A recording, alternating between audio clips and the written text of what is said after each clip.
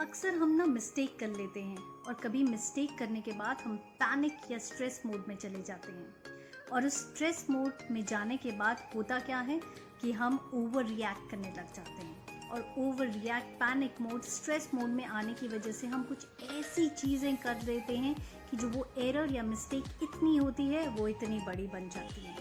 इसके फियर को डिफ्यूज़ करने के लिए मेरे पास कुछ एक्रोनिम है और मेरे पास कुछ सोल्यूशन है। कैसे अपने सुपरवाइजर के पास जाएं, कैसे अपने मिस्टेक्स को हैंडल करें इफेक्टिवली और अच्छी तरीके से। मेरा नाम ममता गोदियाल है और आज मैं यही आपको बताऊंगी। सो एक्रोनिम है डेयर।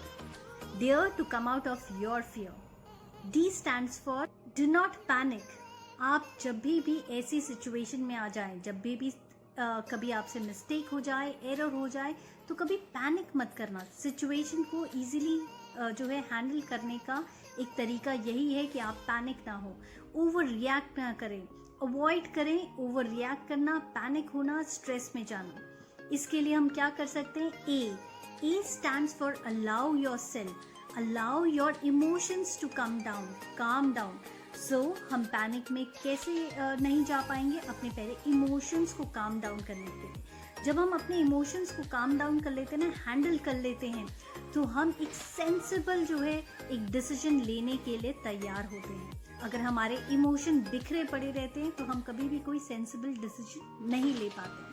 सो इसलिए इम्पॉर्टेंट है कि अपने इमोशंस को पहले कंट्रोल करिए, अपने इमोशंस को सेटल डाउन करिए।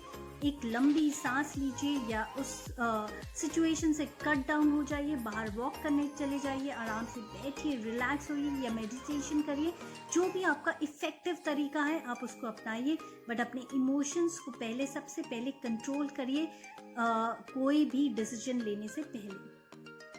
थर्ड, आर का मतलब ये है कि अपने आप को रिमाइंड कराइए हमेशा जब भी आप कोई मिस्टेक कर लें, क्योंकि मिस्टेक करना ठीक है, हो गई है मिस्टेक, बट उसमें सबसे इम्पॉर्टेंट ये है कि आप उस मिस्टेक को कैसे हैंडल करते हैं, कितना इफेक्टिवली आप उस मिस्टेक से बाहर निकल के आते हैं।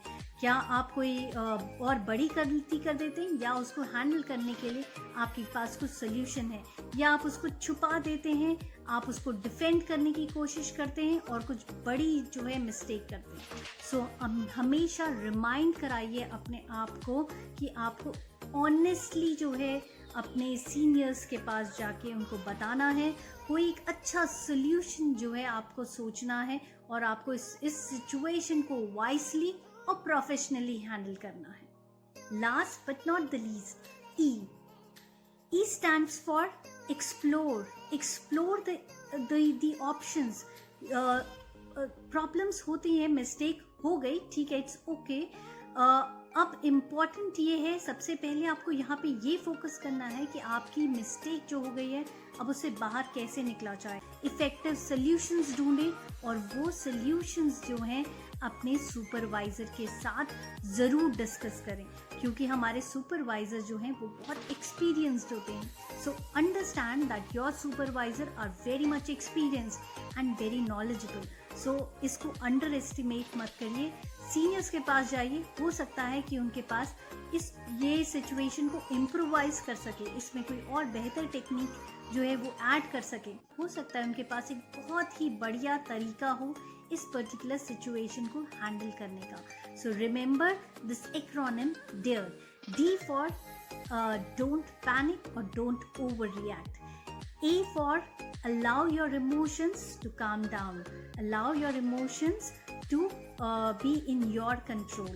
R stands for remind yourself to approach in a very honest manner and handle the situation in a very professional and wise way. E stands for explore for the solutions and approach to your supervisor. So ये था हमारा dare का formula. So with this, have a nice day and a blissful life. Thank you.